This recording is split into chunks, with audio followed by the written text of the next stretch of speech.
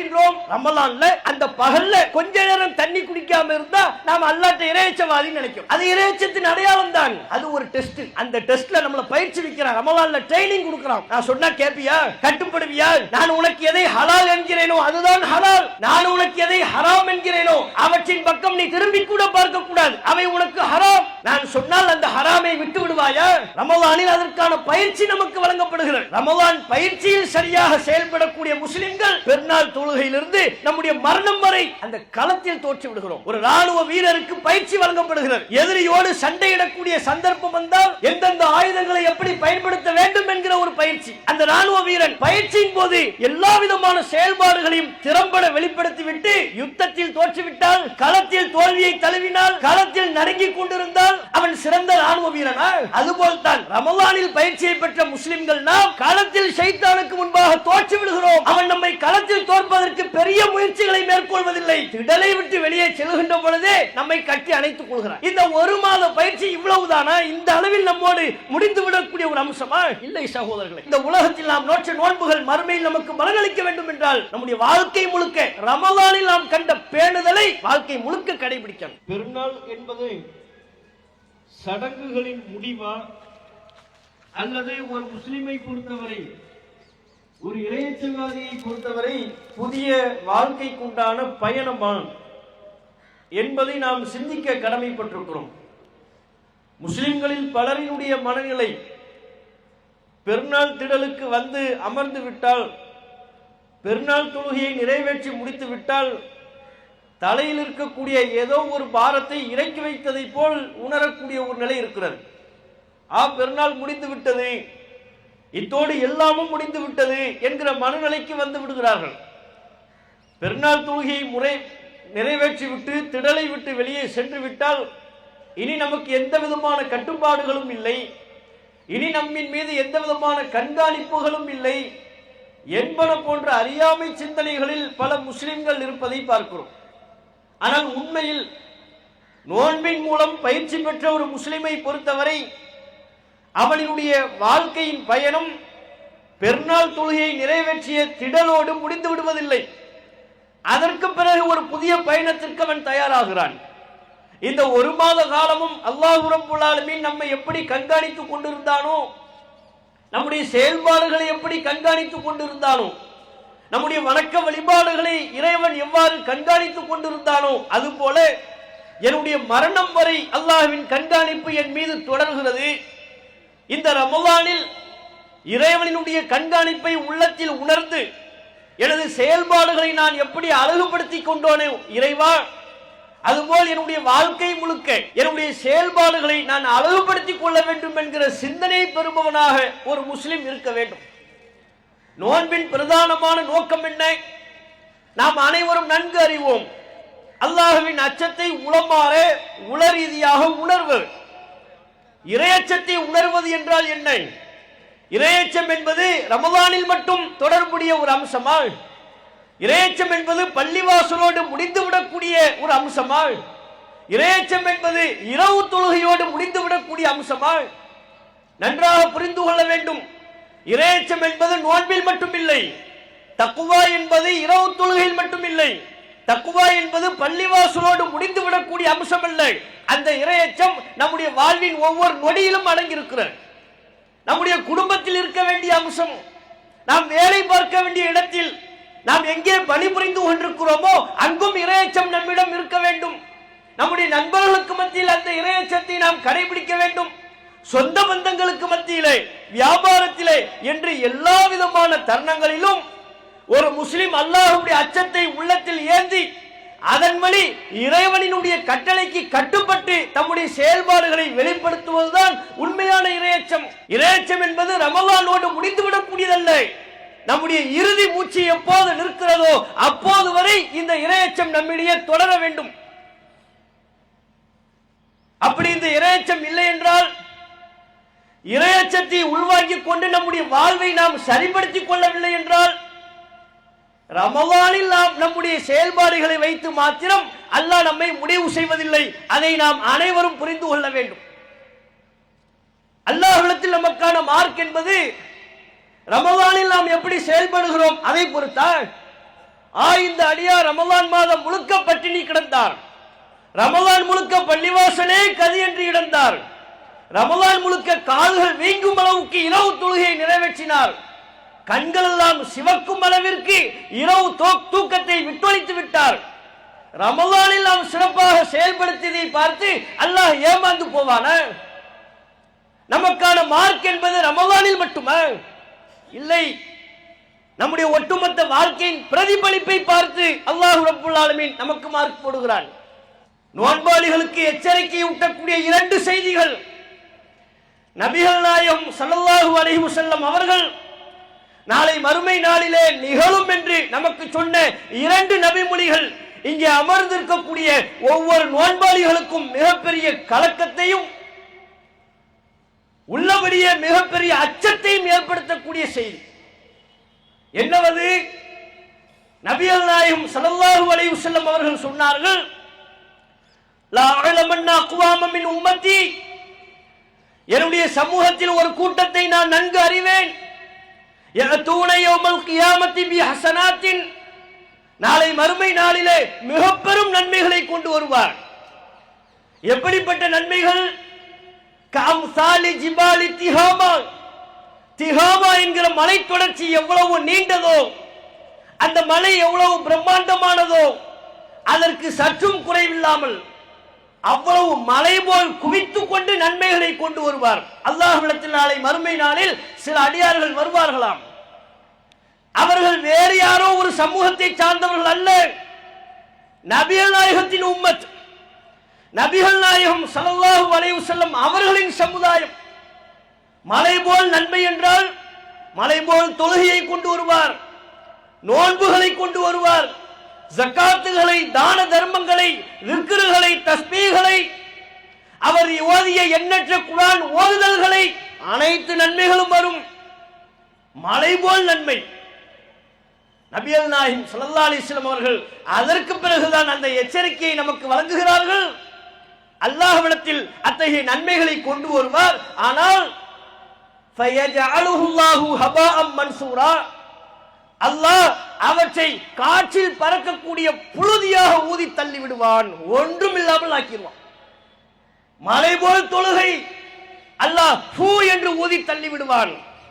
மலை போல் நோன்பு அல்லாஹ் ஒன்றும் இல்லாமல் காற்றில் பறக்கக்கூடிய புழுதியாக ஆக்கி விடுவான்.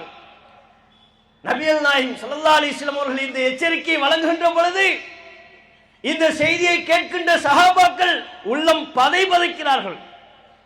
நமக்கு எப்படி அச்சத்தை உண்டாக்குகிறதோ அதை விட பன்மடங்கு அதிகமான அச்சத்தை நபித்தோழர்கள் பெற்றார்கள், நபிகள் நாயகத்திடம் வெளிப்படுத்தினார்கள்.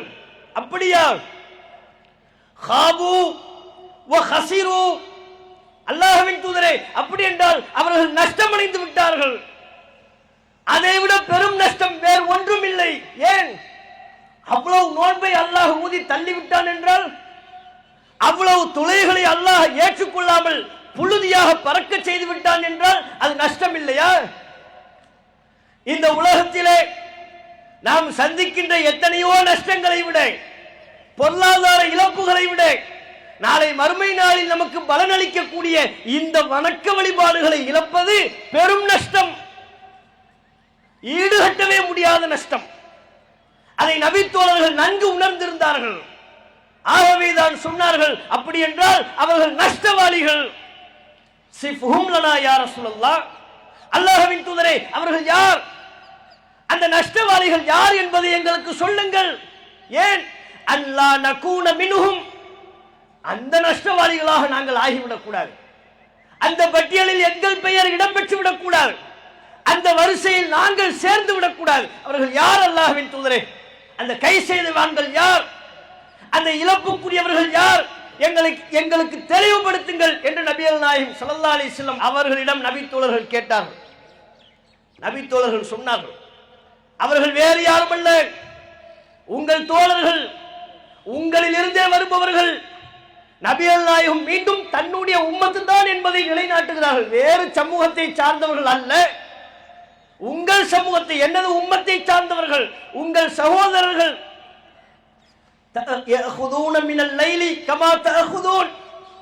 இன்னும் ஒரு பண்பை நபிகள் நாயகம் குறிப்பிடுகிறார்கள். அதுதான் நமக்கு இன்னும் அச்சத்தை உண்டாக்குகிறது.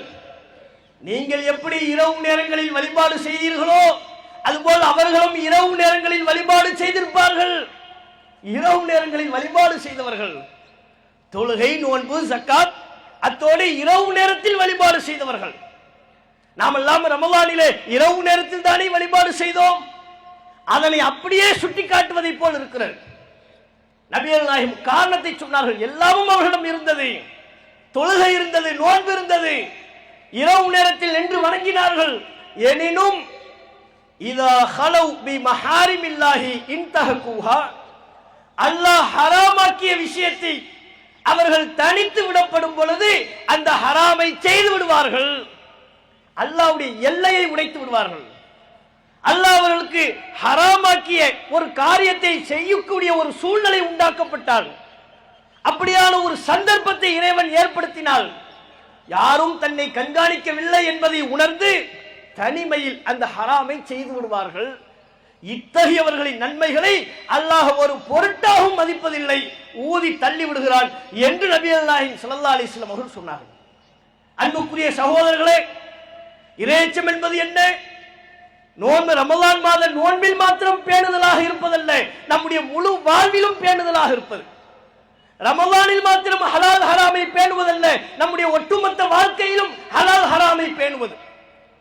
அல்லாஹ் எனக்கு எதனை தடுத்திருக்கிறான்? நோன்பு காலங்களிலே பகல் நேரத்தில் உணவு உண்பதை தடுத்த இறைவன், தண்ணீர் குடிப்பதை தடுத்த இறைவன், அந்த இறைவன் தான் நம்முடைய ஒட்டுமொத்த வாழ்க்கையிலும் வட்டியை தடுத்திருக்கிறான், பொய்யை தடுத்திருக்கிறான், புறத்தை தடுத்திருக்கிறான், அவதூறை தடுத்திருக்கிறான். சொந்த பந்தங்களை முறிப்பதை அற்ப காரணங்களுக்காக சொந்த பந்தங்களை முறித்து வாழ்வதை அல்லாஹ் தடுக்கின்றான். பிறருக்கு மோசடி செய்வதை தடுக்கின்றான். நாம் என்ன நினைக்கின்றோம்? ரமலான்ல அந்த பகல்ல கொஞ்ச நேரம் தண்ணி குடிக்காம இருந்தா நாம் அல்லாஹ்ட்ட இறையச்சவாதி நினைக்கிறோம். அது இறையச்சத்தின் அடையாளம் தான். அது ஒரு டெஸ்ட். அந்த டெஸ்ட்ல நம்மளை பயிற்சி வைக்கிறான், ரமலான்ல ட்ரைனிங் கொடுக்கிறான். நான் சொன்னா கேப்பியா? கட்டுப்படுவியா? நான் உனக்கு எதை ஹலால் என்கிறேனோ அதுதான் ஹலால், நான் உனக்கு எதை ஹராம் என்கிறேனோ அவற்றின் பக்கம் நீ திரும்பி கூட பார்க்க கூடாது, அவை உனக்கு ஹராம். நான் சொன்னால் அந்த ஹராமை விட்டு விடுவாயா? ரமலானில் அதற்கான பயிற்சி நமக்கு வழங்கப்படுகிறது. அந்த பரிதாபம், ரமலான் பயிற்சியில் சரியாக செயல்படக்கூடிய முஸ்லிம்கள் அந்த பயிற்சியை செயல்படுத்த வேண்டிய களம் என்று வருகின்ற பொழுது, அதுதான் பெருநாள் தொழுகையிலிருந்து நம்முடைய மரணம் வரை அந்த களத்தில் தோற்று விடுகிறோம். ஒரு ராணுவ வீரருக்கு பயிற்சி வழங்கப்படுகிறது. எதிரியோடு சண்டையிடக்கூடிய சந்தர்ப்பம் வந்தால் எந்தெந்த ஆயுதங்களை எப்படி பயன்படுத்த வேண்டும் என்கிற ஒரு பயிற்சி. அந்த ராணுவ வீரன் பயிற்சியின் போது எல்லா விதமான செயல்பாடுகளையும் திறம்பட வெளிப்படுத்திவிட்டு யுத்தத்தில் தோற்றுவிட்டால், களத்தில் தோல்வியை தழுவினால், களத்தில் நடுங்கிக் கொண்டிருந்தால் அவன் சிறந்த ராணுவ வீரனா? அதுபோல்தான் ரமலானில் பயிற்சியை பெற்ற முஸ்லிம்கள் நாம் களத்தில் ஷைத்தானுக்கு முன்பாக தோற்று விடுகிறோம், மண்டிட்டு விடுகிறோம். அவன் நம்மை களத்தில் தோற்பதற்கு பெரிய முயற்சிகளை மேற்கொள்வதில்லை. திடலை விட்டு வெளியே செல்கின்ற பொழுதே நம்மை கட்டி அணைத்துக் கொள்கிறான். போகும்போதே பலருக்கு என்ன, எல்லாம் முடிஞ்சிருச்சுப்பா, அடுத்து என்ன, ஃபர்ஸ்ட் ஒரு இன்னைக்கு பெருநாள் நல்ல ஒரு சினிமா பார்ப்போம். அப்ப ஆரம்பிப்பார் ஷைத்தான். வந்துட்டார், பாயை கஷ்டப்படுத்த வேண்டிய அவசியமே இல்லை. அவர் திடலை விட்டு வெளியே வரும்போதே நம்ம ரூட்டுக்கு தான் வர்றார். இங்கிருந்து போகும்போதே புறத்தில் ஆரம்பிப்பாங்க. அடுத்தவர்களை பற்றி புறம் பேசிவிட்டு அப்பவும் ஷைத்தான் முடிவு பண்ணிடுவான், முடிஞ்சு போச்சு இல்ல, இவன்ட்டு போய் நம்ம எதுக்கு தேவையில்லாம சண்டை போட்டுக்கிட்டு அவனே சரணடைஞ்சிட்டாள், அவ்வளவுதானா? இந்த ஒரு மாத பயிற்சி இவ்வளவுதானா? இந்த அளவில் நம்மோடு முடிந்து விடக்கூடிய ஒரு அம்சமா? இல்லை சகோதரர்களே. இந்த உலகத்தில் நாம் நோற்ற நோன்புகள் மறுமையில் நமக்கு பலனளிக்க வேண்டும் என்றால் நம்முடைய வாழ்க்கை முழுக்க ரமலானில் நாம் கண்ட பேணுதலை வாழ்க்கை முழுக்க கடைபிடிக்கணும். அதைத்தான் நபிகள் நாயகம் சொன்னார்கள். மல்லம் யதா கௌல ஸூரி வல் அமல பிஹி, யார் பொய்யான பேச்சுக்களையும் தீய நடவடிக்கைகளையும் பொய்யான நடவடிக்கைகளையும் விடவில்லையோ, ஃபலைஸ லில்லாஹி ஹாஜத்துன் ஃபீ யதா தஆமஹு வ ஷராபஹு, அவன் தனது குடிபானத்தை விடுவதிலேயோ உணவை விடுவதிலேயோ அல்லாஹ்விற்கு எந்த தேவையும் இல்லை. எப்பேற்பட்ட செய்தி! நீ பொய்யை விடவில்லையா? வட்டியை விடவில்லையா? வியாபாரத்தில் அடுத்தவர்களை ஏமாற்றுவதை விடவில்லையா? சொந்த பந்தங்களை முறிப்பதை விடவில்லையா? மோசடியை விடவில்லையா? அல்லாஹ் அந்த அடியார்களுக்கு கேள்வி எழுப்புகிறான், நீ உணவை விடுவதில் எனக்கு என்ன தேவை? வாழ்வியலில் மாற்றத்தை ஏற்படுத்தாத நோன்பு, புரிந்து கொள்ளுங்கள், அது வெறும் பட்டினி போராட்டம். அந்த பட்டினி போராட்டம் அல்லாஹ்விற்கு தேவையில்லை. உன்னை நான் பட்டினி இழக்கவா சொன்னேன்? இவ்வளவு நேரம் சாப்பிடாம இருந்தா நீ பெரிய தியாகியா? அல்லாஹ் கேட்கிறான். இவ்வளவு நேரம் குடிக்காம இருந்துட்டா பெரிய தியாகியா என்ற அந்த பயிற்சியை உனக்கு ஹராமை விடுவதற்கு, ஹராமை விடவில்லை என்றால், அல்லாஹ் தடுத்த காரியங்கள் இருந்து ஒரு முஸ்லிம் முழுவதுமாக தன்னை விடுவித்துக் கொள்ளவில்லை என்றால், ஷைத்தானின் அடிமை சங்கிலியை நாம் அறுத்தறியவில்லை என்றால், நாம் பசித்திருந்து தாகித்திருந்து அல்லாஹ்விற்கு எந்த தேவையும் இல்லை என்று அல்லாஹ் சொல்கிறான். நாம் எந்த பட்டியலில் இருக்கிறோம் என்பதை இந்த நேரத்தில் நாம் சிந்தித்து பார்க்க கடமைப்பட்டிருக்கிறோம். அல்லாஹ்வின் தூதர் சொன்ன மற்றும் ஒரு எச்சரிக்கைக்குரிய இரண்டாவது செய்தி, அதுவும் நோன்பாளிகளுக்கு கலக்கத்தை உண்டாக்குகிற செய்தி, பல நேரங்களில் நாம் செவிமடுத்த செய்தி. நபிகள் நாயகம் சொன்னார்கள், நாளை மறுமை நாளில் ஒரு அடியான்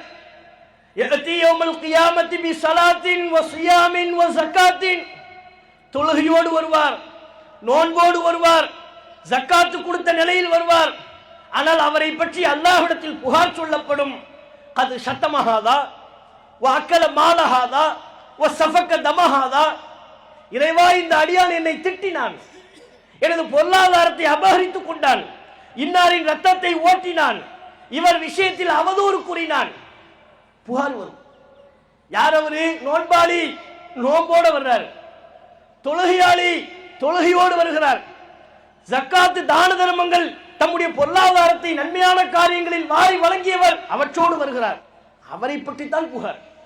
அந்த தொழுகையாளியை பற்றி, அந்த நோன்பாளியை பற்றி, அந்த செல்வந்தரை பற்றித்தான் புகார். இறைவா, இவன் என்னை திட்டினான், இவன் என் விஷயத்தில் அவதூறு கூறினான், எனது மனதை புண்படுத்தும்படி இவன் நடந்து கொண்டான், எனது மானத்தை பொதுவெளியில் பகிரங்கப்படுத்தி என்னை கேவலப்படுத்தினான், இன்னாரின் ரத்தத்தை ஓட்டினான். இதுவெல்லாம் புகார். இந்த புகாருக்கு மறுமை நாளில் அல்லாஹ் எப்படி கணக்கு தீர்க்கிறான்? அப்படியா, உன் நோன்பு கொண்டா, யாரை திட்டின? இந்த நபரையா?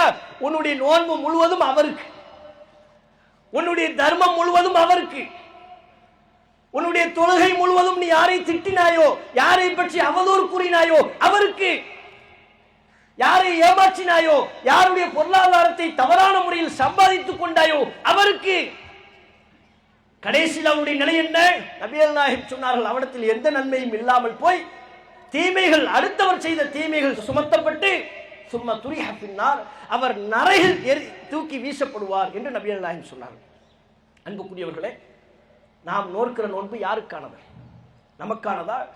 நமக்கானது என்றால் இந்த நோன்பு, இந்த நோன்பின் நன்மை மறுமை நாளில் நம்மிடமிருந்து பிடுங்கப்படக்கூடாது என்றால், நாம் தொழுத தொழுகை அதன் நன்மை நம்மிடமிருந்து பிடுங்கப்படக்கூடாது என்றால், மனிதர்கள் உரிமைகளின் விஷயத்தில் பேணுதலோடு நடந்து கொள்ள வேண்டும், சொந்த பந்தங்களின் விஷயத்தில் பேணுதலோடு நடந்து கொள்ள வேண்டும், உற்சார உறவினர்கள் விஷயத்தில். அடுத்தவர்கள், ஒரு வியாபாரியா நோன்புல கரெக்டா இருக்கிறார், தன்னுடைய வாடிக்கையாளர்களை ஏமாற்றுகிறார் என்றால் அவர் நோக்கிற நோன்பு அவருக்கானதல்ல, அவர் எந்த வாடிக்கையாளரை ஏமாற்றுகிறாரோ அவருக்கானது. நாமே அடுத்தவர்களுக்காக இப்ப பட்டினி கிடக்கணும்? அடுத்தவர்களுக்கு நன்மை சேர்க்க நாமே நம்முடைய பொருளாதாரத்தை வாரி இறைக்க வேண்டும். இந்த ஒட்டுமொத்த நன்மையும் நாளை மறுமை நாளில் நமக்குரியதாக நாம் அமைத்துக் கொண்டு நரகத்தின் வேதனையிலிருந்து நாம் நம்மை காத்துக்கொள்ள வேண்டும் என்று சொன்னால் நம்முடைய வாழ்வியலில் மாற்றம் ஏற்பட வேண்டும். அதற்குத்தான் குர்ஆன். இந்த ரமலான் முடிஞ்ச உடனே சில பேர் ரொம்ப சென்டிமெண்டா வாட்ஸ்அப்ல ஸ்டேட்டஸ் வைப்பாங்க, ரமலானே போய்விட்டாயே. அவர் வந்ததே 3 நாள் தான்.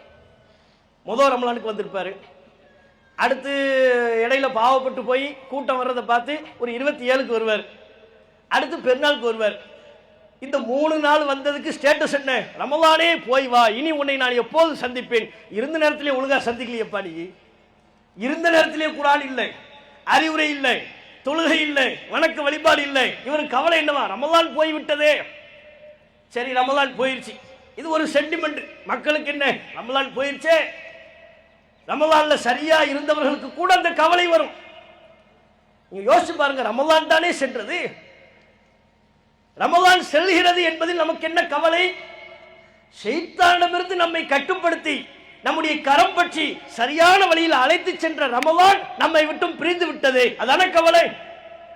ஆனால் உண்மையில் ஷைத்தானிடமிருந்து நமக்கு கிடைக்கக்கூடிய பாதுகாப்பு ரமலான் என்கிற மாதத்தினால் அல்ல, அந்த மாதத்தில் வழங்கப்பட்ட திருக்குர்ஆன் மூலம். ரமலான் தான் நம்மை விட்டு செல்கிறது, ரமலானில் வழங்கப்பட்ட திருக்குர்ஆன் என்றென்றைக்கும் நம்மோடு இருக்கக்கூடியது. அந்த குர்ஆனோடு நீங்கள் நெருக்கமான தொடர்பை ஏற்படுத்திக் கொள்வீர்களே ஆனால், அந்த குர்ஆனை நம்முடைய வாழ்வியலாக நாம் ஆக்கிக் கொள்வோமே ஆனால், எந்த ஷைத்தானை பற்றியும் நாம் அஞ்ச வேண்டிய கவலை இல்லை. அதைத்தான் நபிகள் நாயகம் சொன்னார்கள், இக்ரஊ அல் குர்ஆன், குர்ஆனை ஓதி வாருங்கள், ஃபஇன்னஹு யாதி யௌமல் கியாமத்தி ஷஃபீஅன் லி அஸ்ஹாபிஹி, நாளை மறுமை நாளில் இந்த குர்ஆன் அதனை ஓதியவருக்காக, அதன் வழி நடந்தவருக்காக மறுமை நாளில் பரிந்துரை பேசும். உங்கள் வீடுகளில் பக்ராவை ஓதுங்கள். ஏன்? فإن الشيطان تنفر من البيوت الذي تقرأ فيه سورة البقرة. எந்த வீட்டில் சூரா பக்ரா ஓதப்படுகிறதோ அந்த வீட்டை விட்டு ஷைத்தான் விரண்டு ஓடி விடுவான். குர்ஆனின் சத்தம் கேட்டால் ஷைத்தான் விரண்டு ஓடுவான். ஏன் பக்ரா? அதில் ஷைத்தானிடமிருந்து நம்மை தற்காத்துக் கொள்வதற்கான அத்தனை வழிமுறைகளும் சொல்லப்படுகிறது. ஆகவே அன்புக்குரிய சகோதரர்களே, ரமலான் சென்று விட்டது என்கிற கவலையில் இல்லாமல் ரமலான் நம்மிடம் விட்டு சென்ற மாற்றம் என்ன என்பதை பற்றி சிந்திக்க வேண்டும்.